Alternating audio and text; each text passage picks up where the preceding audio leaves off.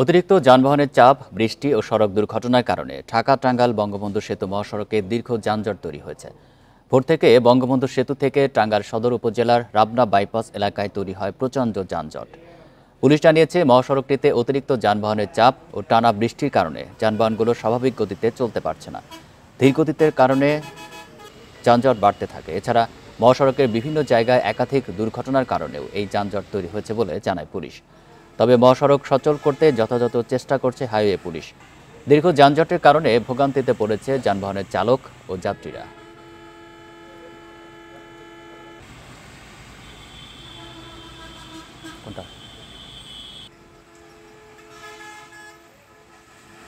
সড়ক পরিস্থিতি জানাতে টাঙ্গাইল থেকে যুক্ত হচ্ছেন সহকর্মী মামুনুর রহমান।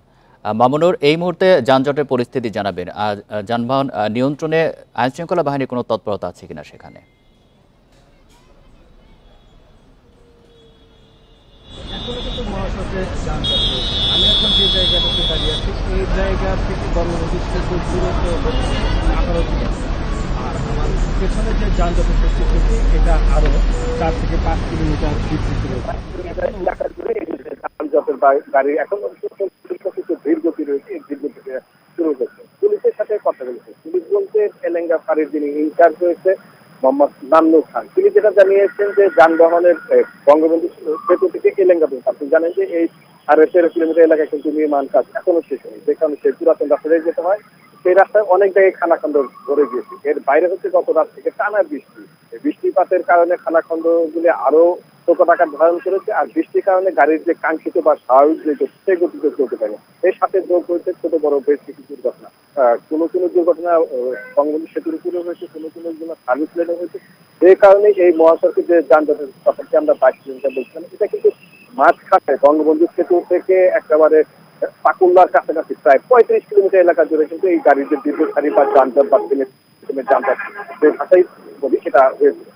এটা হচ্ছে উত্তরবঙ্গগামী, কিন্তু ঢাকাগামী কিন্তু যানজটের হওয়ার কথা না থাকলেও এই যে উত্তরবঙ্গ যেসব গামী যেসব যানবাহন হচ্ছে এগুলি অনেকগুলি ডান পাশে চলে যায়, ঢাকাগামী লেনের দিকে চলে যায়। সেই কারণে দুই পাশে কিন্তু পুকুরের দিকে যানজট হয়েছিল। তারপরে পুলিশের তৎপরতা সেটা ই হয়েছে। আর পুলিশের যে বিষয়টি, এখানে হাইওয়ে পুলিশ, জেলা পুলিশ এবং ট্রাফিক পুলিশ, 3 পুলিশকে আমরা সকাল থেকে বৃষ্টির মাঝেই রাস্তায় যান নিয়ন্ত্রণ করতে দেখেছি বা যান চলাচল স্বাভাবিক করতে দেখেছি। কিন্তু বিষয়টি হচ্ছে যে যান চলাচল কিন্তু ভোর রাত থেকে যেটা যানজটের সৃষ্টি হচ্ছে সেটা এখনো কমেনি।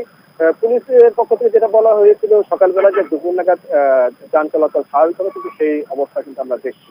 এখনো মহাসড়কের জোকারচট থেকে টাঙ্গাইলের রাবনা বাইপাস প্রায় 13 থেকে 14 কিলোমিটার এলাকা জুড়ে এই যে এখন তার যে যানজটের যে স্থিতি, এই স্থিতি আছে। বঙ্গবন্ধু সেতুর পূর্ব পারে কিছু জায়গাটি ক্লিয়ার হয়েছে, কারণ অনেক যানবাহনই বঙ্গবন্ধু সেতু হয়ে ভুয়াপুর লিংক রোড হয়ে এলেঙ্গাতে চলে আসছে, যে কারণে এই অংশটাতে যান চলাচল এখন গতি কিছুটা বেড়েছে, যার প্রভাবে আমাদের এইখানে এখন যে জায়গাতে দাঁড়িয়ে আছি পৌলি এলাকায় এখানেও যান চলছে, তবে মাঝে মাঝে থেমে যাচ্ছে, অর্থাৎ থেমে যাওয়া এবং চলাচল।